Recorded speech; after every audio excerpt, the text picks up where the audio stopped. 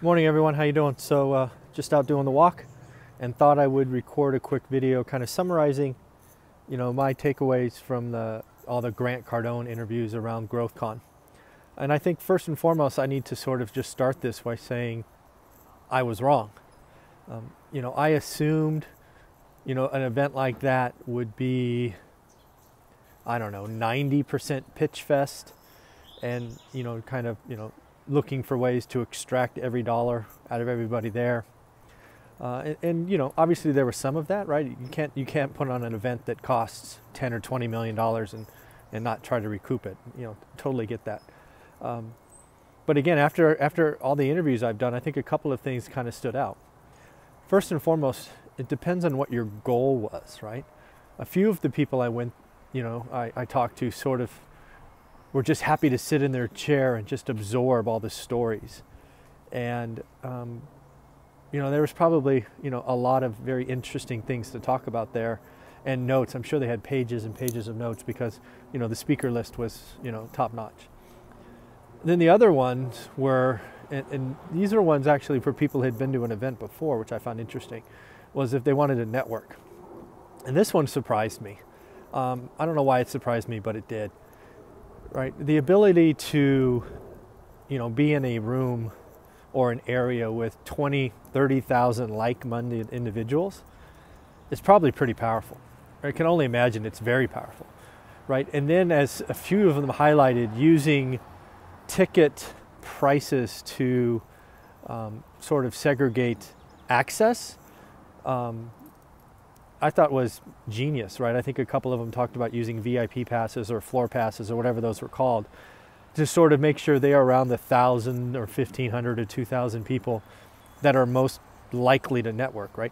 Because I could imagine, as a few of them talked about, networking in the seats and the stands, so it's probably pretty hard. You didn't really know who was there, what they did, where they're from. You probably had lots of great conversations, but were there really any movers and shakers that would change your business? Probably hard to find. But I thought using the VIP passes was awesome, getting on the floor. The other one was, one of the guys talked about putting shirts on their teams just so it was easier. There was probably ways for each individual to self-market and even make the trip more valuable. Another obvious thing that was, I just didn't think about was when you bring your team or you're with a team of people, a shared experience like that, it could be just team building. And everybody takes something different. You have things you can talk about for years to come. Shared experiences are pretty awesome. So, of the people I interviewed, nobody really talked about it being a pitch fest. They all admitted that, yeah, there was some selling going on, but all of them had different stories. Each of them highlighted different areas that was important to them. And again, I think, going to an event and spending $100 or maybe $1,000 sitting in the stands and just taking 3 days of notes, probably not a bad outcome, right? Even, assuming you didn't buy anything, I think, if you didn't buy any of the programs, I think you probably had a good return on time and return on your money. Now, if you go out and buy all these programs and do nothing with them, that's probably a different answer. But, nobody I talked to, I don't think anybody I interviewed even talked about buying a program. Which I thought was interesting also. And then again, sitting on the floor, being around like-minded people, team building. I think my opinion's been changed. I think that event or events like it are very valuable. It's always good to sort of re-energize yourself, get around people, talk about your business, all of that. So I am a convert.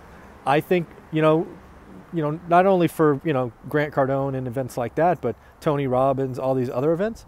I think going to events like that every couple of times a year is probably pretty awesome.